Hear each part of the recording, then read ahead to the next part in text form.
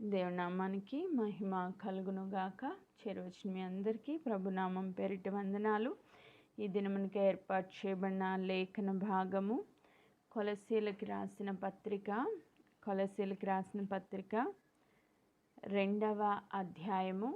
కొలస్సీలకు రాసిన పత్రిక 2వ అధ్యాయము 6-7 వచనాలు నేను చదువుతా ఉన్నా. కొలస్సీలకు రాసిన పత్రిక 2వ అధ్యాయము 6-7 వచనాలు నేను చదువుతా ఉన్నా. కావున మీరు ప్రభువైన క్రీస్తు యేసును అంగీకరించిన విధముగా ఆయన యందు వేరు పారిన వారై ఇంటి వలె కట్టబడుచు, మీరు నేర్చుకొనిన ప్రకారముగా విశ్వాసమందు స్థిరపరచబడుచు, కృతజ్ఞతాస్తుతులు చెల్లించుటయందు విస్తరించుచు ఆయన యందుండి నడుచుకొనుడి. ఆమేన్. Praise God. ఆయన యందుండి నడుచుకొనుడి. సో క్రైస్తవ బిడ్డగా, క్రీస్తును అంగీకరించిన విశ్వాసిగా మన జీవితంలో ఇక్కడ 3 స్టెప్స్ కొలస్సీలకు రాస్తూ పౌలు గారు చెప్తా ఉన్నారు. మీరు యేసుక్రీస్తును అంగీకరించిన విధముగా ఆయన యందు ఏం చేయాలంట? వేరు పారాలి. సో ఒక మొక్కతో పోల్చి మొట్టమొదటిగా మనము క్రీస్తులో ఉన్న క్రైస్తవ బిడ్డగా మనం ఎలా ఉండాలని పౌలు గారు చెప్తున్నారు అంటే, క్రీస్తులో వేరు పారాలంట. ఆమేన్. రెండవదిగా ఇంటి వలె కట్టబడాలి. ఒక ఇల్లు ఎలా అయితే, ఒక బిల్డింగ్ ఎలా అయితే కట్టబడుతుందో అలా క్రీస్తులో మనం కట్టబడాలి అని చెప్తున్నారు. నెక్స్ట్ మూడవదిగా మీరు నేర్చుకున్న ప్రకారం విశ్వాసమందు స్థిరపరచబడుచు, విశ్వాసంలో స్థిరపరచబడాలి అని. అండ్ ఫైనల్గా విశ్వాసమందు స్థిరపరచబడిన తర్వాత కృతజ్ఞతాస్తుతులు చెల్లించుటయందు విస్తరించుచు ఆయన యందు నడుచుకోవాలి. ఈరోజు మనము ఏ స్థితిలో నడుచుకోవాలి అన్న దాని గురించి నేర్చుకోబోతా ఉన్నాం. మొట్టమొదటిగా అంటే ఆయన యందు వేరు పారాలి, రెండవదిగా కట్టబడాలి, మూడవదిగా స్థిరపరచబడాలి, నాలుగవదిగా ఆయన యందు విస్తరించాలి. ఆమేన్. సో ఈ రీతిగా నడుచుకోవాలి. మొత్తం 5 పాయింట్స్. ఓకే. క్రీస్తులో వేరు పారాలి, క్రీస్తులో కట్టబడాలి, క్రీస్తులో స్థిరపరచబడాలి, క్రీస్తులో విస్తరించాలి, క్రీస్తులో నడుచుకోవాలి. ఈ 5 పాయింట్స్ మనం ఈరోజు ధ్యానం చేయబోతా ఉన్నాం. సో వేరు పారడం అంటే ఏంటి? ఆయన యందు వేరు పారి అభివృద్ధి పొందాలి అని చెప్తున్నారు. వేరు పారడము అంటే ఏంటి అని కనుక మనం ఒకసారి ఆలోచన చేస్తే, ఒక విశ్వాసిని ఎలా పోల్చారు? ఒక మొక్కతో పోల్చారు. మత్తయి సువార్త 12వ అధ్యాయము 33వ వచనాన్ని నేను చదువుతున్నా. 33వ వచనం, మత్తయి 12:33. చెట్టు మంచిదని ఎంచి దాని పండును మంచిదే అని ఎంచుడి, లేదా చెట్టు చెడ్డదని ఎంచి దాని పండును చెడ్డదే అని ఎంచుడి. చెట్టు దాని పండు వలన తెలియబడును. సర్పసంతానమా, మీరు చెడ్డవారయుండి ఎలాగూ మంచి మాటలు పలకగలరు? హృదయమందు నిండియుండు దానిని బట్టి నోరు మాట్లాడును కదా. సజ్జనుడు తన మంచి ధననిధిలో నుంచి సద్విషయములు తెచ్చును, దుర్జనుడు తన చెడ్డ ధననిధిలో నుంచి దుర్విషయములు తెచ్చును. నేను మీతో చెప్పినదేమనగా, మనుషులు పలుకు వ్యర్థమైన ప్రతి మాటను గూర్చి విమర్శ దినమందు లెక్క చెప్పవలసిన యుండును. నీ మాటలను బట్టి నీతిమంతుడివని తీర్పు పొందుదువు, నీ మాటలను బట్టియే అపరాధివని తీర్పు పొందుదువు. ఇక్కడ ఏం చెప్తున్నారు?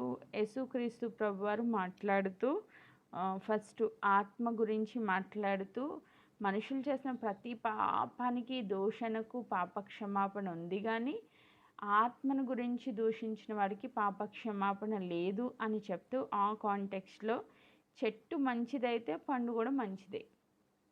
చెట్టు అంటే ఎవరి గురించి మాట్లాడుతున్నారు? ఒక మనిషి మంచివాడైతే ఆ పండు కూడా మంచిగానే ఉంటుంది, ఆ ఫ్రూట్ కూడా మంచిగానే ఉంటుంది. ఒకవేళ చెట్టు చెడ్డదైతే ఆ ఫ్రూట్ కూడా చెడ్డగానే ఉంటుంది. మంచి చెట్టుకి చెడ్డ ఫలము రాదు, చెడ్డ ఫలము మంచి చెట్టు కాయదు. సో రెండు డిఫరెంట్గా అయితే జరగవు. చెట్టు ఎలా ఉంటే దాని ఫలం కూడా అలాగనే ఉంటుంది కదా. మంచి చెట్టు చెడ్డ ఫలాలు కాయదు, చెడ్డ చెట్టు మంచి ఫలాలు కాయదు. సో మంచి చెట్టు అయితేనే మంచి ఫలాలు వస్తాయి, చెడ్డ చెట్టు అయితే చెడ్డ ఫలాలు వస్తాయి. ఫలం అంటే ఇక్కడ దేని గురించి చెప్తున్నారు? నోటి మాటల గురించి చెప్తున్నారు. నువ్వు మంచి చెట్టు అయితే నీ నుంచి మంచి ఫ్రూట్ ఎలా వస్తుంది అంటే, నీ హృదయం అంతా దేవుని వాక్యంతో నింపుకుంటే నీ నోట్లోంచి అంతా దేవుని మాటలే వస్తాయి. మంచి ఫ్రూట్ అంటే నోటి ఫలము. మన నోటి ఫలమును మనం తింటామంట. ఇప్పుడు లోకంలో కూడా సామెత ఉంటుంది కదా, నోరు మంచిదైతే ఊరు మంచిదైద్ది.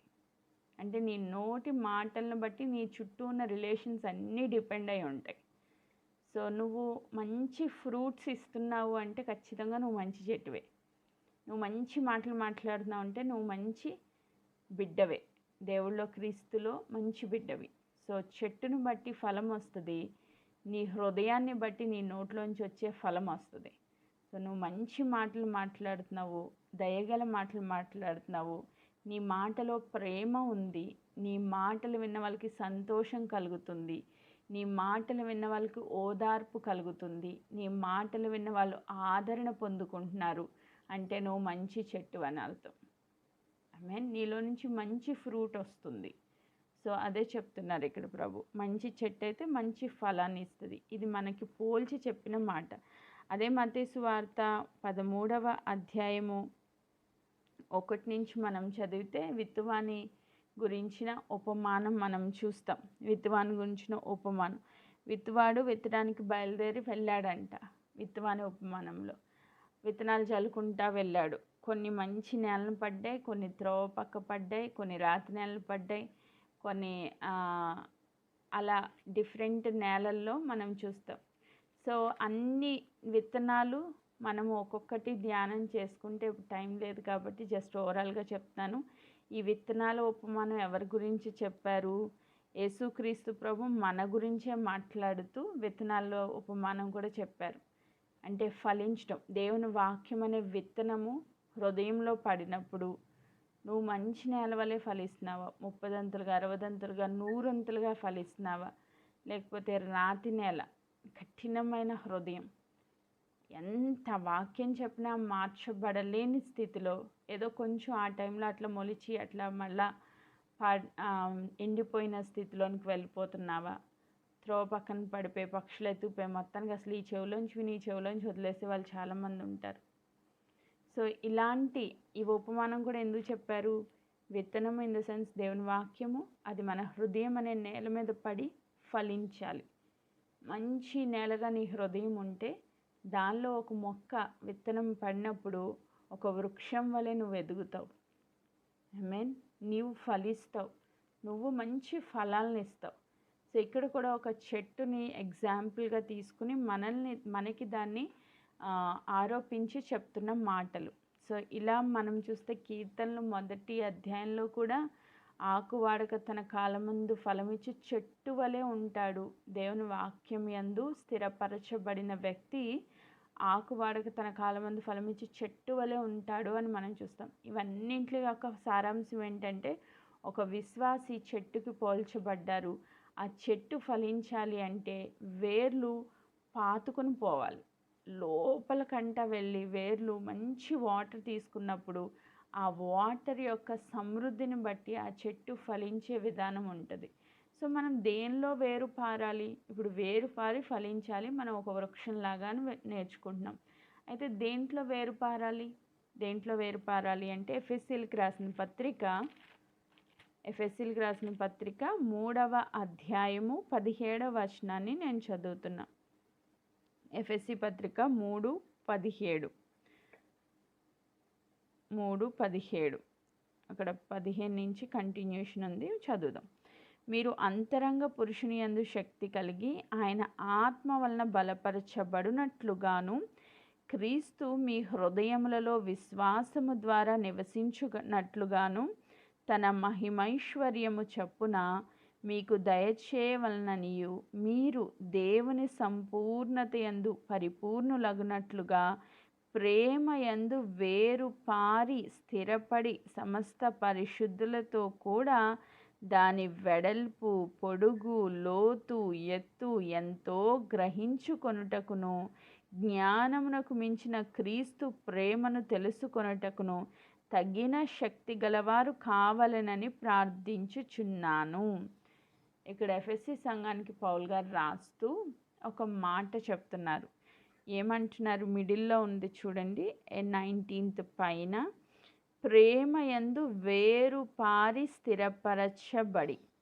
ఇప్పుడు మనం దేనిలో వేరుపారాలి? మనం ఒక వృక్షం అని నేర్చుకున్నాం. ఒక విశ్వాసి ఈజ్ ఈక్వల్స్ టు ఒక వృక్షం. ఒక మొక్క, ఒక లేత మొక్క విత్తనం పడిన తర్వాత ఆ మొక్క ఎదగాలి, వేర్లు లోపలికి వెళ్ళాలి.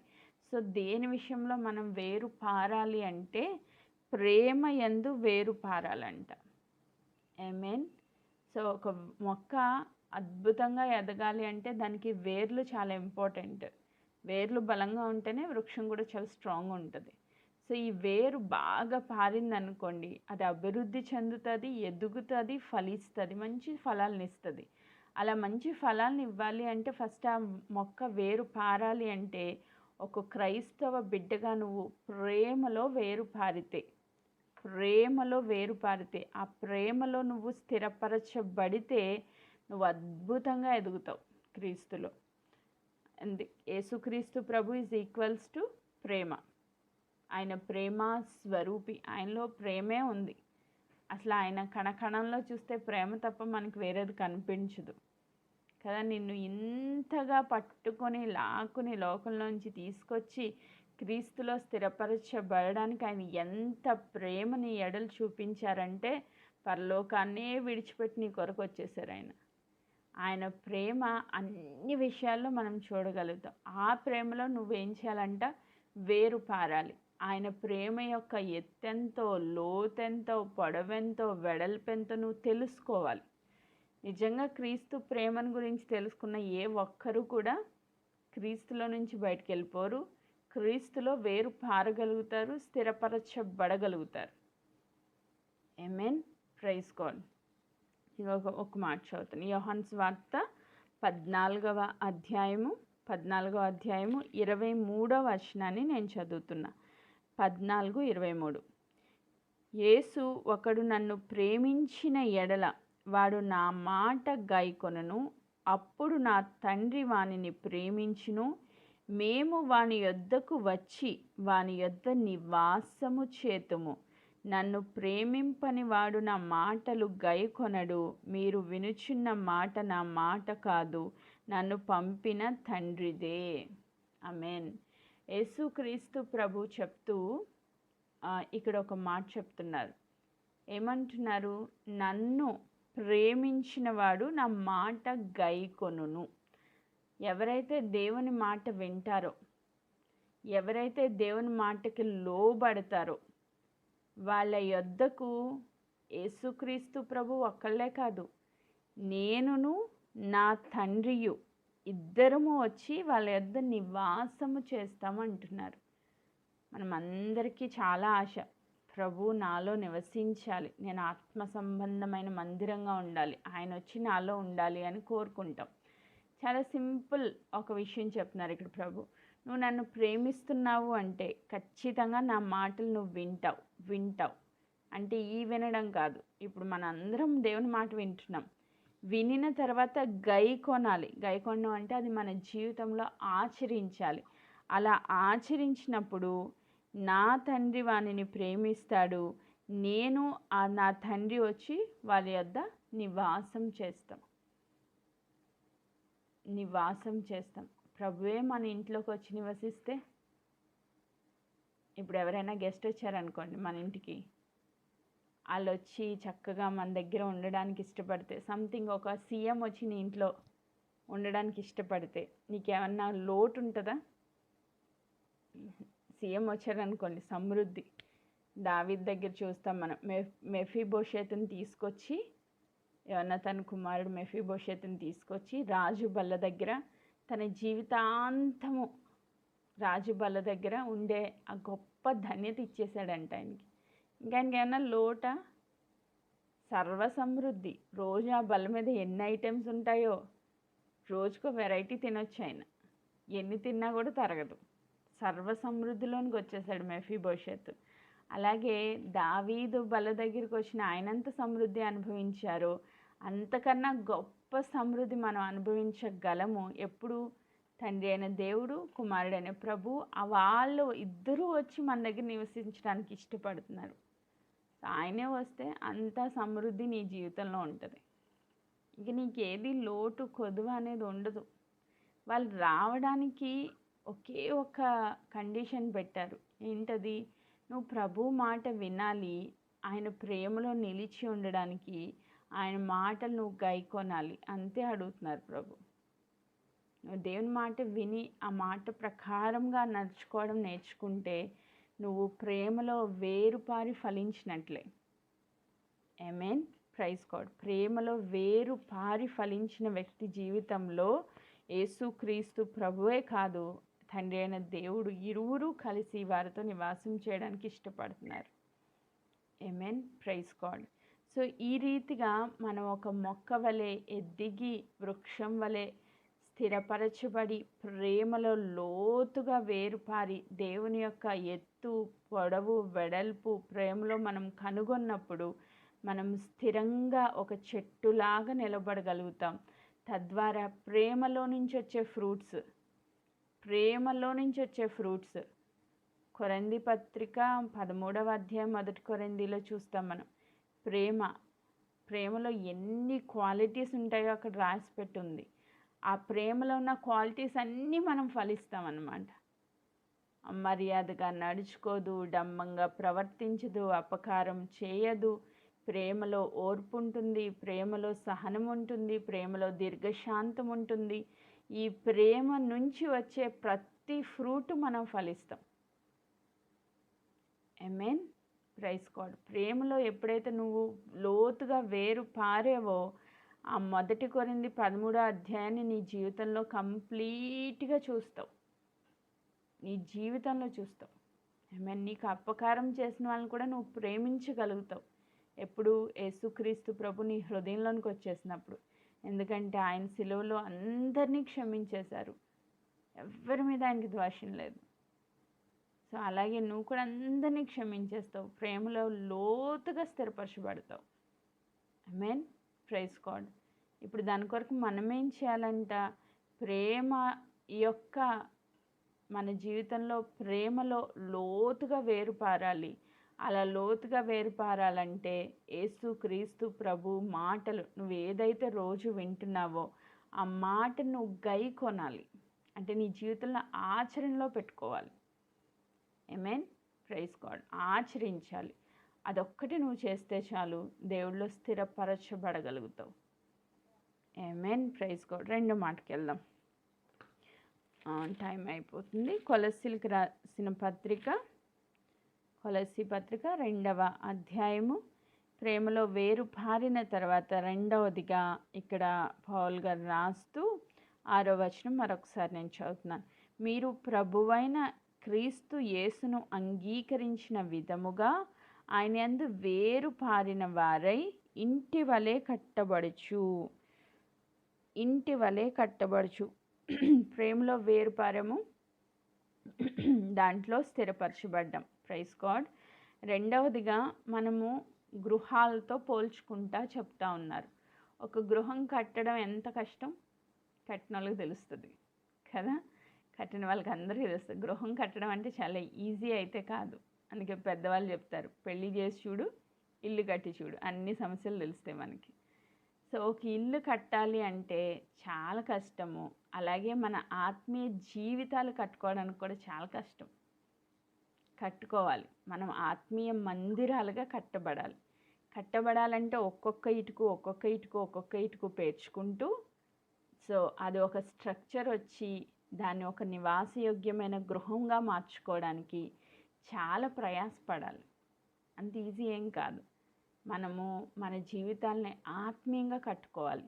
అలా కట్టుకోవాలని ఇక్కడ పౌల్ గారు చెప్తూ ఇంటి వలె కట్టబడుచు అంటున్నారు. దీని గురించి కూడా కొన్ని మాటలు మనం ధ్యానం చేద్దాం. ఎఫెసీలకు రాసిన పత్రిక 2వ అధ్యాయము, ఎఫ్ఎస్సి పత్రిక 2వ అధ్యాయం 19వ వచనం నుంచి నేను చదువుతున్నా. ఎఫ్ఎస్సి 2:19.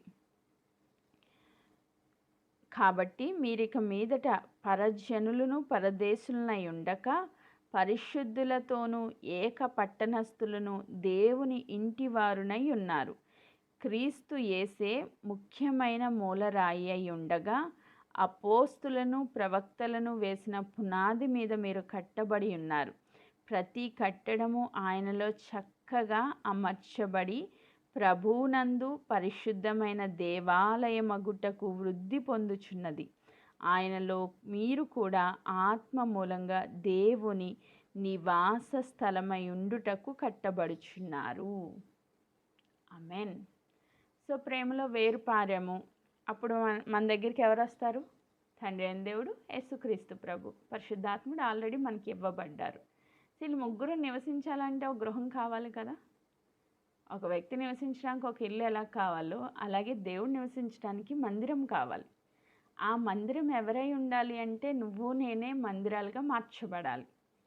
నీ జీవితం నా జీవితం ఒక మందిరంగా మార్చబడినప్పుడు ప్రభు వచ్చి ఆ మందిరంలో సింహాసనాసీనుడిగా కూర్చుంటారు. సో అలా మందిరం కట్టాలి అంటే ఇక్కడ చెప్తున్నారు పౌల్ గారు ఎఫెసీ సంఘానికి చెప్తూ, క్రీస్తు యేసే ముఖ్యమైన మూలరాయి. సో ఇప్పుడు ఇల్లు కట్టాలంటే మూలరాయి వేస్తారు కదా, ఖచ్చితంగా అందరూ కార్నర్ స్టోన్ వేసి స్టార్ట్ చేస్తారు. సో పునాది రాయిగా ఎవరు ఉండాలంట? యేసు క్రీస్తు ప్రభువే పునాది రాయిగా ఉండాలి. ఈ పునాది మీద మనము కట్టబడాలి. క్రీస్తు అనే పునాది మీద మనం కట్టబడాలి. నాకు ఈ మాట చాలా చాలా చాలా ఇష్టమైంది. నేను ప్రతిరోజు ప్రార్థనలో ఎత్తిపెట్టే మాట ఏంటంటే, నాకు తెలియదు, క్రీస్తులో లేనప్పుడు నాకు తెలియదు. నేను అనుకునేదాన్ని, మంచి భక్తులు మేము, చాలా విగ్రహారాధన చేస్తున్నప్పుడు అదో గొప్ప ఘనతగా ఎంచుకునేవాళ్ళం. తర్వాత నాకు అర్థమైన విషయం ఏంటంటే, మనం జిగట్టగల దొంగ ఊబిలో కూరుకుపోయి పాతాళంలో పడిపోయే స్థితిలో ఉన్నాము. అయితే యేసుక్రీస్తు ప్రభు ఆయన హస్తాన్ని ఇచ్చి మనల్ని ఆ ఊబిలో నుంచి బయటికి లాగేశారు. లాగి మనల్ని ఎక్కడ నిలబెట్టారంటే క్రీస్తు అనే బండ మీద నిలవబెట్టేశారు. సో నిజంగా నాకు చాలా ఇష్టమైన మాట. ఆ ఊబి చూడండి, దాంట్లో పడ్డవాడు ఎవడు బయటికి రాడు. మన స్వప్రయత్నాలతో మనం బయటికి రాలేం. మనం సొంతంగా ఎంత ప్రయత్నించినా ఊబి వెనక్కే లాగేస్తుంది కానీ మనం బయటికి రానివ్వదు. అలాగే పాపము, ఈ లోకము, ఈ ఆచారాలు, ఈ పద్ధతులు, విగ్రహారాధన, ఇదంతా మనల్ని ఊబిలోనికి లాక్కుని పోతూ ఉంటుంది, మనల్ని బయటికి రానివ్వదు. కానీ యేసుక్రీస్తు ప్రభు ఎప్పుడైతే మనం చేయి పట్టుకున్నారో ఆయన లాగేశారు బయటికి, క్రీస్తు అనే బండపైన నిలబెట్టేశారు. ఇంకా ఆ ఊబిలోనికి మనం పడడానికి ఛాన్సే లేదు. ఆ పాప శాపాలన్నీ కొట్టేశారు మన మీద నుంచి. సో ఈరోజు మనం క్రీస్తు అనే బండపైన నిలవబడాలి. సో ఆ ముఖ్యమైన మూలరాయి, కార్నర్ స్టోన్ ఎవరంటే యేసుక్రీస్తు ప్రభు. ఆ ప్రభువు మీద నిలవబడ అంటే ప్రతి ఇంటికి ఒక్కొక్క ఇటుక పేర్చుకుంటూ మందిరం కట్టబడాలి అంటే ఆ మందిరానికి ఉపయోగమైన ఆ ఇటుకలు దేవుని మాటలు. ఆయన మాటతో మన జీవితం కట్టుకుంటూ ఉండాలి. ఆ క్రీస్తు అనే పునాది మీద నిలవబడి ఒక్కొక్క మాట వింటూ మన జీవితాన్ని మార్చుకుంటూ వెళ్తే ఒక సంపూర్ణతలోనికి మనం మార్చబడినప్పుడు కంప్లీట్గా ఆత్మ సంబంధమైన బిడ్డలుగా మార్చబడతాం. అలా మార్చబడినప్పుడు ప్రభు వచ్చి మనలో నివసించడానికి ఇష్టపడతారు. ఆమేన్. Praise God. సో ఈ ఇల్లు కట్టుకోవడంలో ఇక్కడ అందుకే పౌల్ గారు చెప్తున్నారు 20వ వచనంలో యేసుక్రీస్తే ముఖ్యమైన మూలరాయి ఉండగా అపోస్తులు ప్రవక్తలు వేసిన పునాది మీద మీరు కట్టబడుచున్నారు. అపోస్తులు ప్రవక్తలు ఏం చేశారు? పునాది వేశారు. క్రీస్తు శుభవార్తను వాళ్ళు మనకి ప్రకటించి వాళ్ళు ఒక పునాది వేశారు. ఆ తర్వాత మనం ప్రతి కట్టడం ఆయనలో చక్కగా అమర్చబడి ప్రభునందు పరిశుద్ధమైన దేవాలయమగుటకు వృద్ధి పొందుచున్నది. ఆయనలో మీరు కూడా ఆత్మ మూలంగా దేవుని నివాస స్థలమైండుటకు కట్టబడుచున్నారు. కట్టుకోవాలి. మన జీవితాలను మనం కట్టుకుంటూ ఉండాలి. ఎక్కడైనా ఒక ప్రాబ్లం వచ్చి ఆ గోడ పడిపోయింది అనుకోండి, మళ్ళీ కడతాం కదా. ఏదైనా వంకర టెంకరగా వచ్చింది అనుకోండి, దాన్ని కూల్చేసి మళ్ళీ కడతాం కదా. సో మనకి నచ్చిన విధముగా వచ్చేంత వరకు ఆ గృహాన్ని మనం కట్టుకుంటూ ఉంటాం. అలా కట్టుకుంటూ వెళ్తాం మనం. ఆ మందిరం మంచిగా మనకి నచ్చిన స్ట్రక్చర్లో వచ్చే వరకు కట్టుకుంటూ వెళ్తాం. అలాగే మనం యేసుక్రీస్తు ప్రభుకి నచ్చిన స్ట్రక్చర్లో ఆయన గృహాన్ని చూసినప్పుడు ఇష్టపడాలి వచ్చి నివసించడానికి. అలా వచ్చేంత వరకు మనల్ని మనం మౌల్డ్ చేసుకుంటూ కట్టుకుంటూ ఉండాలి. మనలో ఉన్న వంకర్లు టింకర్లు అన్నీ తీసేస్తారు ప్రభు. మనల్ని మంచిగా ఆత్మీయ బిడ్డలుగా ఆయన వచ్చి నివసించదగిన యోగ్యమైన గృహాలుగా దేవుడు మనల్ని మలుచుకుంటారు, ఆయన మాట వినడం నేర్చుకుంటే. సో అలా మలుచుకుని మార్చుకోవడానికి, మనలో కట్టుకోవడానికి దేవుడు ఇష్టపడుతున్నారు. ఆమేన్, ప్రైజ్ గాడ్. అందుకు క్రీస్తు అనే పునాది మీద అపోస్తుల ప్రవక్తలు చెప్పిన ఆ బోధను మనం వింటూ, ఆ మాటలతో మన హృదయాల్ని సిద్ధపరుచుకుంటూ మనం ఆత్మ సంబంధమైన మందిరాలుగా కట్టబడాలి అని దేవుని వాక్యం సెలవిస్తూ ఉంది. మనం కొంచెం ముందుకు వెళ్ళిపోదాం. కొలస్సీలకు రాసిన పత్రిక 2వ అధ్యాయము. మొదటిగా ప్రేమలో వేరుపారాలి, రెండవదిగా ఆత్మ సంబంధమైన మందిరాలుగా మనం కట్టబడాలి, మూడవదిగా మీరు నేర్చుకున్న ప్రకారము విశ్వాసమందు స్థిరపరచబడుచు.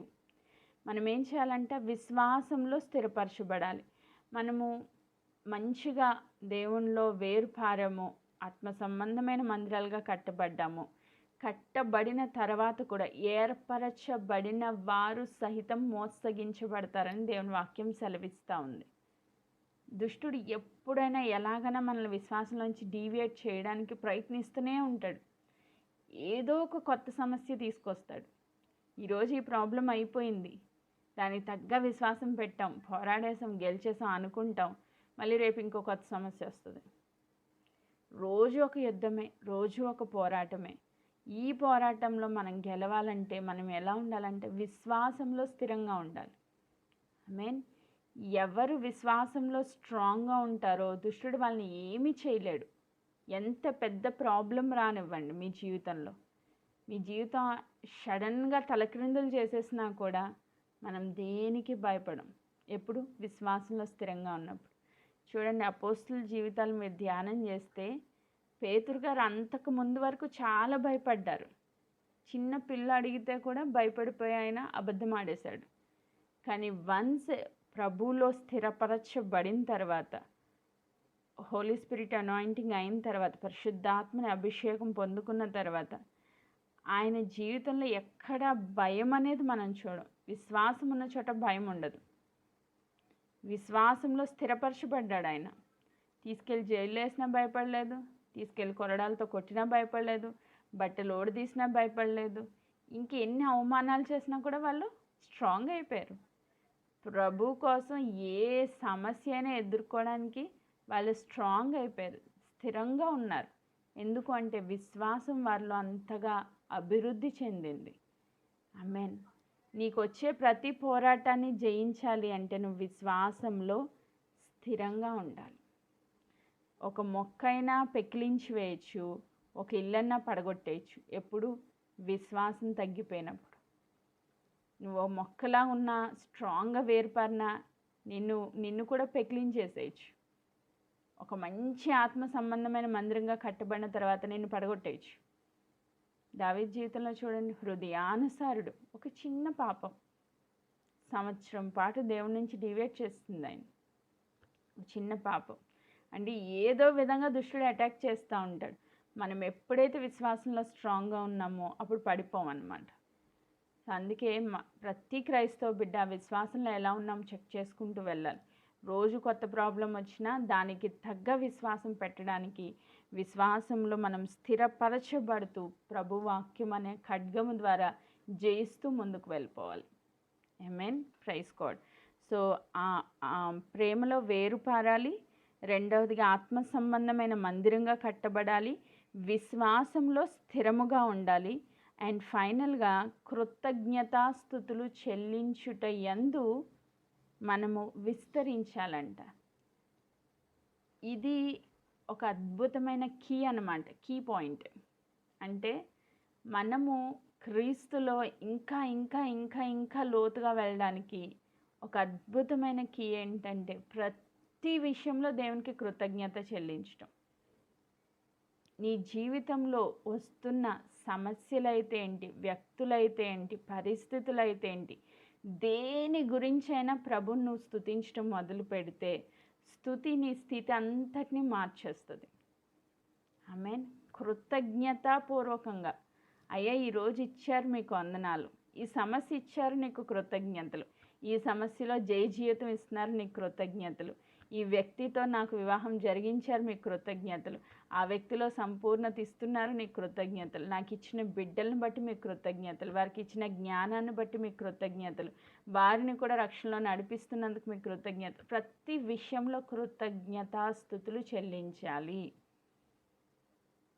కంప్లీట్గా ఆపోజిట్గా మనం ఏం చేస్తాం, అయ్యా నాకు ఈ భర్తను ఎందుకు ఇచ్చారు, ఈ పిల్లల్ని ఎందుకు ఇచ్చారు, ఈ కుటుంబ సమస్యలు ఏంటి, సణుగుతాం. సణిగి సంహారకుని చేత రాలిపోయారంటే ఇశ్రాయేలు ప్రజలు. సో ఎవరి జీవితాలు స్థిరంగా నిలవబడతాయంటే కృతజ్ఞతాస్తుతులు చెల్లించుటలో విస్తరించే వాళ్ళ జీవితాలు అద్భుతంగా స్థిరపరచబడతాయి క్రీస్తులో. సణిగే వాళ్ళ జీవితాల్లో ఎప్పుడూ అభివృద్ధి ఉండదు. నేను ఇది ఎక్స్పీరియన్స్తో చెప్తున్నాను. చాలా దినాలు నేను కూడా సణిగాను నిజంగా ఉన్న పరిస్థితులను బట్టి. అప్పట్లో నాకు అంత విశ్వాసం లేక, ఎందుకు నాయన పుట్టించారు, అసలు నా జీవితం ఎందుకు అని చాలా దినాలు ప్రభువుని క్వశ్చన్ చేస్తూ వచ్చాను. కానీ తర్వాత దేవుడు నాకు అండర్స్టాండ్ చేసిందంటే ప్రతి ఒక్కళ్ళ పక్షంగా దేవుడికి చాలా గొప్ప ప్లాన్స్ ఉన్నాయి. మనకు ఆ ప్లాన్స్ ముందు అర్థం కావు కదా. సో ఆ ప్లాన్స్ అర్థం కాక ఇప్పుడు ఇల్లు కట్టాలంటే రాళ్ళని తీసుకొచ్చి పెట్టాలి, ఆ రాళ్ళని తీసుకొచ్చి పెట్టాలంటే ఆ రాయికి మంచి షేప్ ఉండాలి, ఆ షేప్ ఉండాలంటే దాన్ని కొట్టాలి. సో ఒక శిల్పాన్ని రెడీ చేయడానికి శిల్పకారుడు ఆ బండను ఎలా కొడతా ఉంటాడో అలా మనల్ని చెక్కడానికి దేవుడు కూడా చాలా దెబ్బలు వేస్తారు. ఫస్ట్లో మనం మొండిగా ఉంటాం కదా. సో ఆ మొండితనాన్ని తొలగించడానికి ప్రభు చాలాగా మనల్ని గాయపరుస్తూ ఉంటారు. ఆ గాయాలు తట్టుకోలేక సణిగి దేవా ఎందుకు ఈ సమస్యలు, ఎందుకు ఈ ఆర్థిక ఇబ్బందులు, ఎందుకు ఈ కుటుంబ జీవితం, అసలు నన్నెందుకు పుట్టించారు, చాలా పోరాడేదాన్ని నేనైతే. తర్వాత నాకు గాడ్ అండర్స్టాండ్ చేసింది ఏంటంటే అన్ని విషయాల్లో కృతజ్ఞత చెల్లించు, సమస్తము మేలు కొరకే దేవుడు మార్చేస్తారు. ఆమేన్. నీకు వస్తున్న ప్రతి ప్రాబ్లం నీ మేలు కొరకే. ఆమేన్. నీకు వస్తున్న ప్రతి పోరాటంలో నువ్వు విజయాన్ని చూస్తావు. ఎప్పుడు కృతజ్ఞత చెల్లించినప్పుడు. సణిగినన్ని దినాలు నీ హృదయంలో నెమ్మది ఉండదు, సమాధానం ఉండదు, విజయం ఉండదు. ఫస్ట్ థింగ్ ఆ ప్రాబ్లంలో నీకు విజయం ఉండదు. సో నువ్వు ప్రేమలో వేరు పారావు, ఆత్మ సంబంధమైన మందిరంగా కట్టబడుతున్నావు, విశ్వాసంలో స్థిరంగా ఉన్నావు. ఫైనల్గా కృతజ్ఞతాస్తుతులు చెల్లించుటలో విస్తరించాలి. అంటే ఏదో ఈరోజు చెప్పేసాం అయిపోయింది కాదు, ప్రతిరోజు విస్తరించాలంట, ఎక్స్పాండ్ అవుతూ వెళ్ళిపోవాలి. ఇంకా ఇంకా ఇంకా ఇంకా దేవునికి కృతజ్ఞత చెల్లించాలి. ఆమేన్. నీకు లేని వాటిని చూడొద్దు, ఉన్న వాటిని బట్టి దేవుని స్తుతించడం మొదలుపెట్టు. లేనివి కూడా ఉన్న వాటిగా దేవుడు చేస్తారు. లేని వాటిని ఉన్నట్లుగా మార్చే దేవుడు మన దేవుడు. ఆమేన్. Praise God. లేని వాటిని చూడొద్దు. నీకు ఇచ్చిన జీవితాన్ని బట్టి, నీకు ఇచ్చిన రక్షణను బట్టి, నీకు ఇచ్చిన సహవాసాన్ని బట్టి, నీకు ఇచ్చిన బిడ్డలను బట్టి, భర్తను బట్టి, కుటుంబాన్ని బట్టి, నీకు ఇచ్చిన ఆయుష్ని బట్టి, ఆరోగ్యాన్ని బట్టి, నీకు ఇచ్చిన ఆహారాన్ని బట్టి, వస్త్రాలను బట్టి, అన్నింటిని బట్టి దేవుని స్తుతించవచ్చు. అన్నింటికన్నా ముఖ్యంగా నీకు ఇచ్చిన గొప్ప రక్షణ, ప్రభువుగా నువ్వు తెలుసుకోవడమే నీ జీవితంలో గొప్ప ధన్యత. నన్ను అడిగితే అది ఉంటే చాలు, ఇంకేమున్నా లేకపోయినా ప్రాబ్లం లేదు. ఆమేన్. Praise God. మనందరం ధన్యులం, దాన్ని బట్టి దేవుణ్ణి స్తుతించాలి. ఆమేన్. ఇలా స్తుతించడం నువ్వు మొదలు పెడితే, కృతజ్ఞతాస్తుతులు చెల్లిస్తే, ఆయన యందు నడుచుకుంటా ఉంటే నువ్వు ఒక గొప్ప స్థితిలోనికి దేవుళ్ళో నువ్వు లోతుగా నడిపించబడతావు. ఆయన యందు మనం నడుచుకోగలుగుతాం. ఈరోజు మారుమనసు పొందాల్సిన అంశం ఏంటి అంటే ప్రేమలో మనం వేరు పారుస్తున్నామా, వేరుపారి ఒక వృక్షంలాగా మార్చబడి సాతాను ఎంత గట్టిగా పెకిలించడానికి మనల్ని ప్రయత్నించినా క్రీస్తు ప్రేమ నుంచి నన్ను ఏది ఎడబాపనేరదంటారు. నాకు చాలా ఇష్టమైన వర్స్ అది. ఏంటంటే శ్రమైన, కరువైన, ఖడ్గమైన, ఈవెన్ మరణమైనా కూడా క్రీస్తు ప్రేమ నుంచి ఎడబాపేది ఏంటి మనల్ని? ఏది కూడా దేవుని ప్రేమ నుంచి మనల్ని బయటికి లాగలేదు. క్రీస్తు ప్రేమలో మనం ఏం చేయాలంట? వేరు పారాలి. ఆమేన్. ఒకవేళ నువ్వు ఇంకా ఆ ప్రేమను తెలుసుకోలేదా, ప్రేమ ఎత్తు, వెడల్పు, లోతు, పొడవు తెలుసుకోలేదా, దాని గురించి నువ్వు ఆది సెర్చ్ చేయాలి. ఆశ ఉండాలి. దేవుని నిన్ను ఎంత ప్రేమిస్తున్నాడో తెలుసుకోవడానికి ఆశ ఉండాలి. ఆమేన్. సో ఆ ప్రేమలో వేరు పారడంలో ఒకవేళ ఇంకా తక్కువగా ఉంటే మనం ప్రభుని అడుగుదాం. దాని విషయంలో, ప్రేమ విషయంలో, ఫలించే విషయంలో మనం మారుమనసు పొందుదాం. ఇంటి వలె కట్టబడాలని ప్రభు వాక్యం సెలవిస్తుంది. ఆత్మీయ సంబంధమైన గృహాలుగా మనం మార్చబడాలి అంటే దేవుని మాటను మనం శ్రద్ధగా వినాలి. పునాది అంటే వాక్యం అనే పునాది మీద మనం స్థిరపరచబడాలి. వాక్యపు పునాది మీద మన గృహాలు కట్టుకోవాలి. అప్పుడు ప్రభు వచ్చి మనలో నివసించడానికి ఇష్టపడతారు. అట్ ద సేమ్ టైం ప్రతి దినము పోరాటమే. విశ్వాసంలో మనము స్థిరంగా నిలవబడాలి. అంతం వరకు మన విశ్వాసాన్ని కర్త దాన్ని కొనసాగించేవాడైన యేసు వైపు చూస్తూ మనకిచ్చిన పరుగు పందెంలో ఓపికతో పరిగెత్తాలి. ఆమేన్. నెక్స్ట్ అండ్ ఫైనల్గా కృతజ్ఞతాస్తుతులు చెల్లించుటయందు మనము విస్తరించాలి. సో ఈ 4 మాటలు మన జీవితంలో ఫుల్ఫిల్ అయితే ప్రభువులో మనం నడుచుకున్న వారంగా మార్చబడతాం. మనం ప్రభువులో నడుచుకుంటున్నామా లేదా ఈరోజు చెక్ చేసుకుందాం. ఒకవేళ నడుచుకున్న వ్యక్తులుగా ఉంటే ప్రభుకు స్తోత్రం. ఒకవేళ నడుచుకోవడం లేదు, ఈ పాయింట్స్ నాలో లేవు అనుకుంటే మారుమనసు పొంది క్రీస్తు ప్రేమలో ఇంకా వేరుపడడానికి మనము మన హృదయాలను కట్టుకుందాం, స్థిరపరచుకుందాం. అట్టి కృపను దేవుడు మనకు అనుగ్రహించును గాక.